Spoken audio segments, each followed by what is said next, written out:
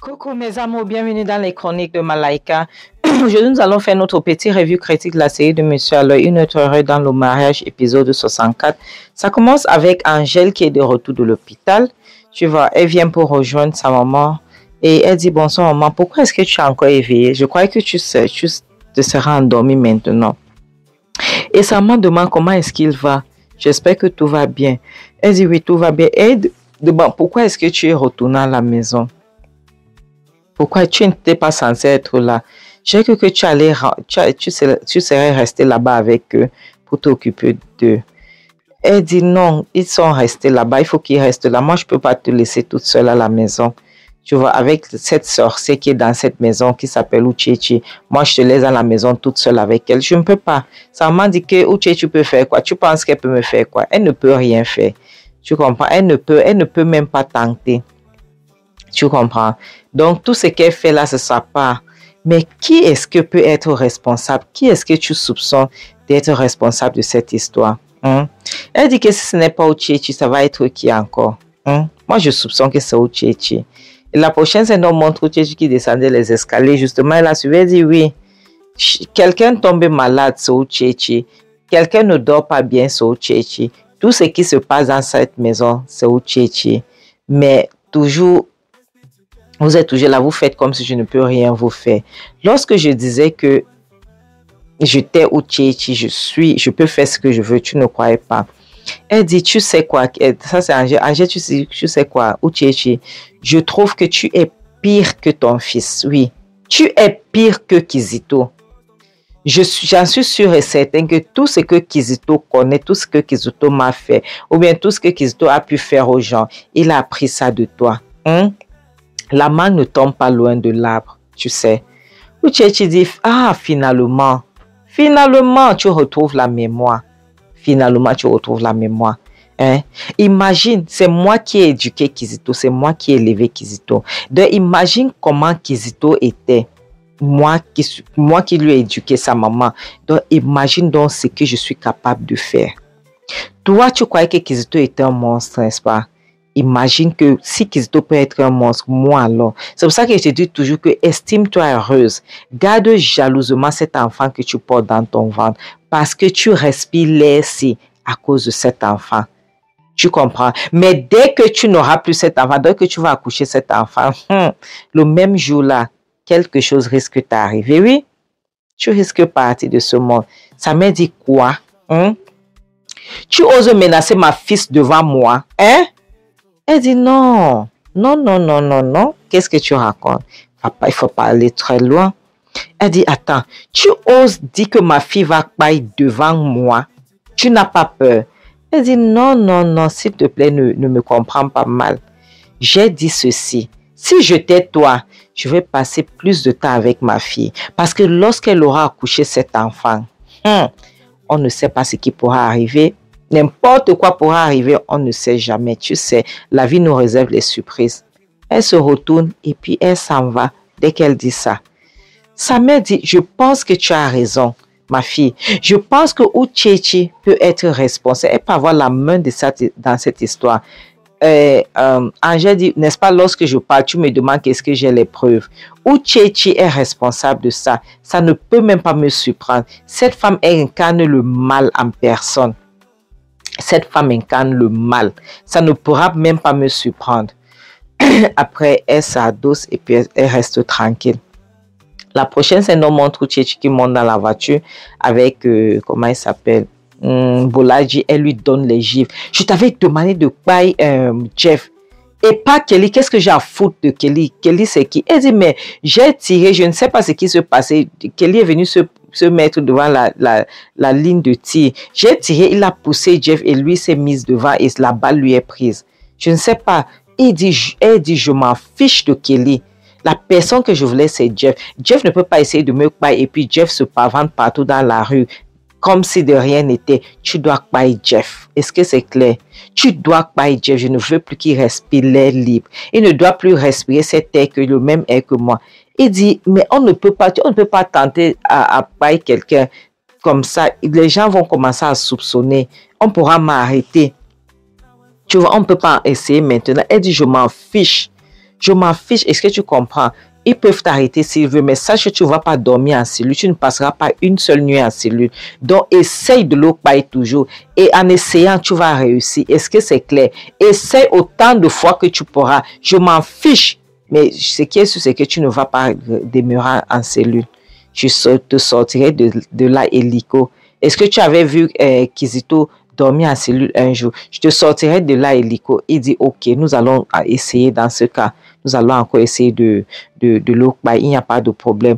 Elle dit, c'est ce que je veux. Faites-le et vite fait. Est-ce que c'est clair? La prochaine scène nous montre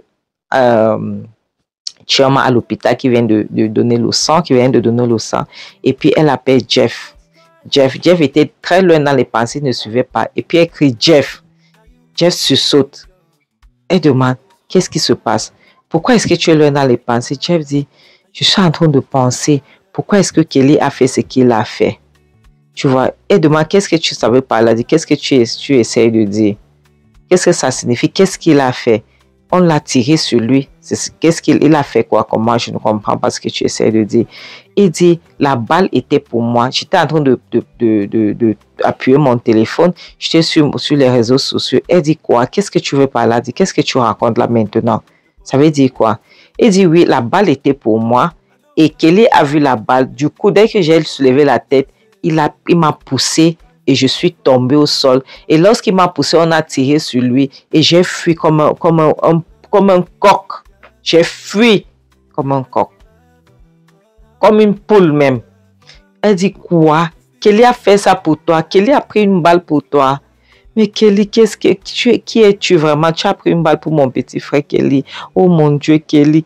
Il dit oui, la balle était pour moi. La balle était pour moi, je te jure que j'ai vu. Mais Kelly a vu ça avant moi. Et il était trop tard parce qu'il m'a poussé, il s'est mis devant. Tu vois, je ne comprends pas sincèrement. Je ne peux pas te dire, je ne comprends pas pourquoi est-ce qu'il a fait ça pour moi. Elle s'est mise encore à pleurer. Oh Kelly, s'il te plaît, ne me laisse pas.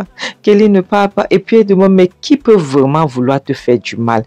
Et tu t'es mis sur l'orteil de qui? Tu t'es mis sur l'orteil de qui? Qui va chercher à vouloir te faire du mal comme ça? Vouloir te pailler comme ça, comme les blagues? Qui? Ça peut vraiment être qui? Je ne comprends pas. J'essaie de réfléchir depuis là. Ça peut venir d'où? Ça vient d'où? Je n'arrive pas à comprendre. Pourquoi Kelly? Pourquoi toi? Tu peux bien vouloir te pailler. Tu as froissé qui dans la rue? Tu as fait quoi à qui? Essayons de réfléchir parce que là, actuellement, je ne comprends pas. Tu sais, je ne comprends pas. Je cherche depuis là dans ma tête, ça ne vient pas. Après, il dit, où Tchétchi? Il dit, où Tchétchi? Elle aussi, ils disent les deux au même moment. Où Tchétchi? Oui, tu as raison. Où Tchétchi? Tu as essayé de l'accueillir. Elle a essayé de se venger. Jeff ouvre la bouche comme je ne sais pas. La prochaine scène nous montre George qui est dans sa voiture, là, en train de réfléchir. Après, il lance l'appel pour appeler quelqu'un. George aussi. Il appelle, donc il dit Jules. Il appelle un certain Jules. Il dit Jules, écoute-moi. Je ne sais pas si tu as vu l'argent qui est dans ton compte. La personne de l'autre côté dit oui, j'ai vu 10 millions, c'est pourquoi. Il dit, je veux que tu frustres tous les efforts d'Angèle et son manager dans le monde du mannequinat. Tu dois tout faire pour qu'elle ne trouve pas du boulot. Fais tout, il faut lui pourrir la vie. Le monsieur demande, mais pourquoi? Angèle, c'est une fille bien. Angèle, c'est quelqu'un de bien. Elle traverse trop les périodes difficiles maintenant. On ne peut pas lui faire une chose pareille. Il dit, si tu veux encore, je vais encore t'envoyer un autre 10 millions de naira pour que tu frustres sa vie. Tout ce qu'elle va essayer de faire. Nous allons se focaliser sur ce qui se passe maintenant actuellement dans sa vie. Et on fera comme ça à cause de ça qu'elle ne trouve pas du boulot. Donc, tu dois la frustrer jusqu'à ce qu'elle va revenir vers moi. Elle va venir m'épouser parce qu'elle n'aura plus de boulot, elle n'aura plus rien dans l'industrie de la mode. Est-ce que c'est clair? Je veux qu'elle soit frustrée. Et puis, il raccroche. La prochaine scène nous montre Angèle et Nelson. Angèle est en train de demander que c'est comment alors par rapport au truc de Flora. Nelson lui dit, mes gars sont toujours en train de chercher. Franchement, mes gars sont en train de chercher. Pour le moment, il n'y a rien. C'est comme si elle s'est évaporée carrément.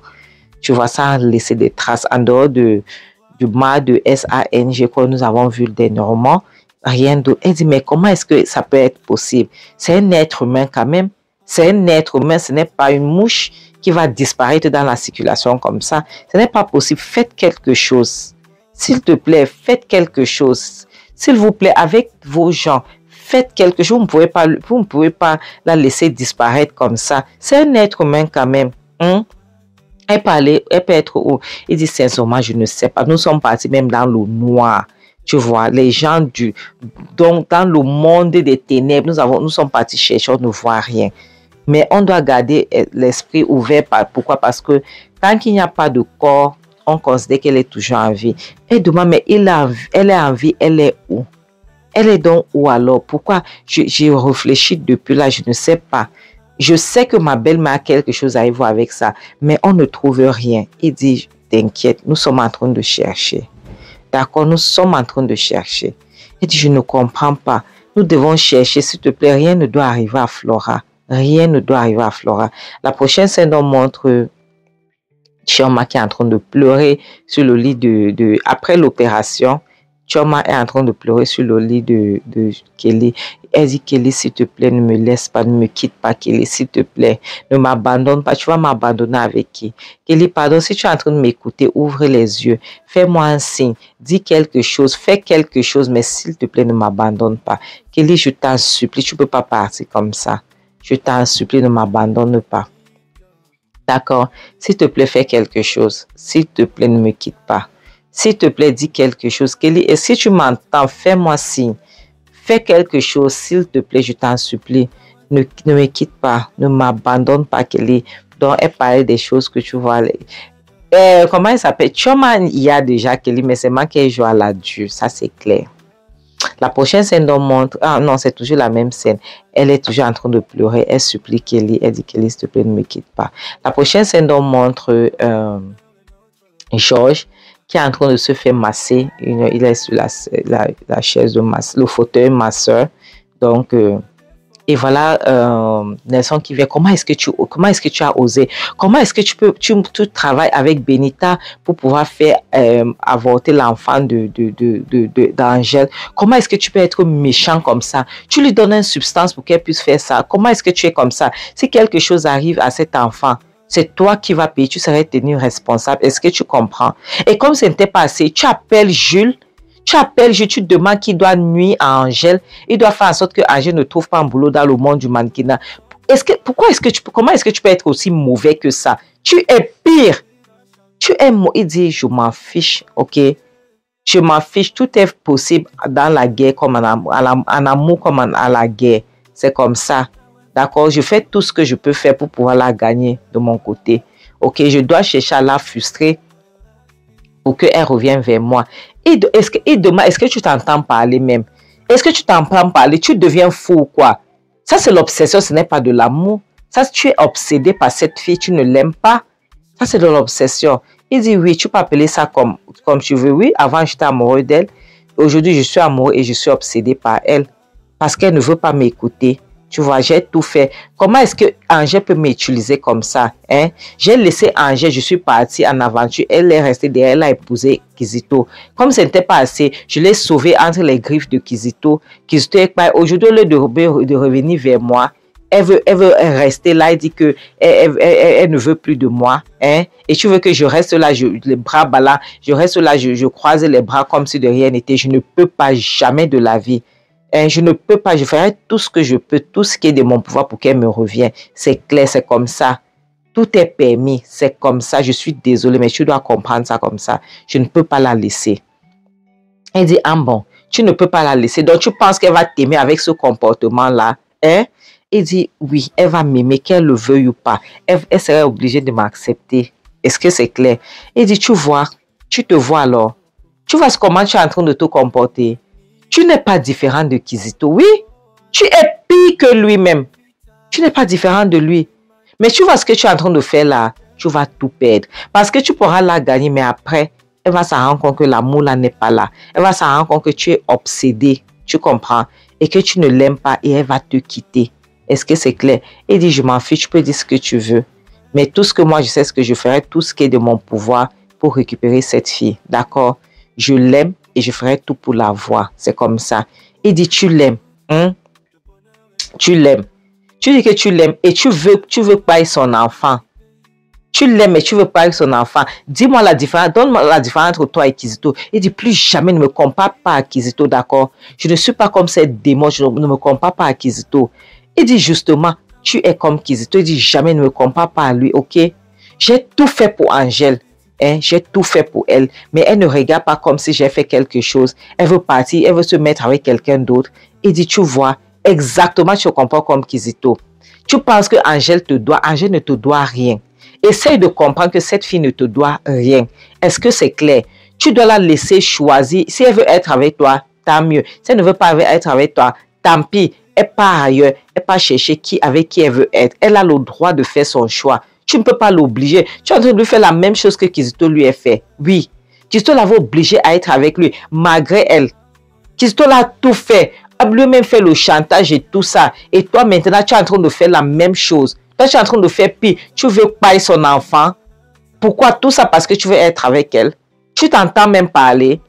Il dit, je m'en fiche de ce que tu es en train de raconter là, d'accord? Mais gare à toi. J'espère que tu ne vas pas prendre ta grosse gueule et tu vas lui raconter ce que je suis en train de manigaser.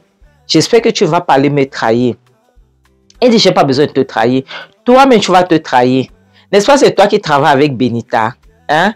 N'est-ce pas, c'est toi qui es en train de travailler avec Benita? Vous allez vous trahir. C'est aussi simple comme bonjour. Je reste dans mon coin, ça ne me regarde pas. Vraiment, tu es devenu un monstre. Je ne te reconnais même plus. Il se retourne, il s'en va. Et Georges essaie de l'appeler. Lui, il est déjà parti. Georges s'énerve. Georges appelle Nelson. Nelson était déjà parti. Lui n'était plus là. Vraiment, ça devient dangereux. Je ne peux pas vous mentir, mes amours. Ça devient vraiment très dangereux. La prochaine scène nous montre Chioma qui est à l'hôpital. Elle est vraiment énervée. Et depuis, elle n'a pas mangé. Et voilà Jeff qui vient. Elle appelle Chioma. Chioma, je t'apporte la nourriture, s'il te plaît. Prends Chioma. Elle suçote d'abord. Elle dit, il est où? Il est où? Elle croyait que c'était le médecin. Maintenant, elle se rend compte que c'était Jeff. Elle dit, j'ai pas faim. Jeff dit, non, tu dois manger, ok? Tu dois manger. Je sais que tu es là depuis hier, tu n'as rien mangé. Il faut que tu puisses manger quelque chose. Elle dit qu'elle ne veut pas manger. Jeff insiste. Jeff demande, attends, tu l'aimais à ce point et pourquoi tu faisais semblant? Tu l'aimais comme ça. Elle dit, aimer qui? De quoi est-ce que tu parles? Elle a essayé de jouer à la Dieu. Georges dit, si ce n'est pas de l'amour, qu'est-ce que ça veut dire? Elle dit que ce n'est pas de l'amour. Jeff doit arrêter de la traumatiser, de la troubler, il doit la laisser tranquille. Mes amours, c'est ici qu'on va s'arrêter. Vous voyez, Georges, je disais depuis que, dès que j'ai vu la lutte de ce gars, moi, je savais déjà qu'il serait pire que Kizito. Georges est pire que Kizito, mes amours, je ne peux pas vous mentir, oui. Georges est pire que Kizito. Mais je suis contente qu'il a quand même quelqu'un comme Nelson qui lui dit ses 4 vérités parce qu'il a besoin qu'on puisse lui dire la vérité. Oui, il a besoin de ça. Ebola dit, s'il connaît, si c'est ce qui est bien pour lui, il fera mieux de fuir maintenant qu'il est temps. Parce qu'au fur et à mesure qu'il reste là, il va ramasser sa part dans la rue. Oui, il va ramasser sa part sincèrement. Les Angers doivent faire très attention parce que sa belle-mère est trop dangereuse. Cette femme, elle est pire que son fils. Oui, elle est vraiment pire que son fils. Mais elle va trouver son sort d'ici peu. Oui, non, elle va trouver. Mais amours, comme je dis souvent, le mariage n'est pas un frein en soi, le célibat n'est pas une malédiction, ce n'est ni une maladie, ok? Donc, votre santé mentale est plus importante. Faites très attention, protégez-le à tout point. C'est pour ça que je dis toujours, vaut mieux être seul que d'être mal accompagné. En bon attendeur, salut, bisous. Bye.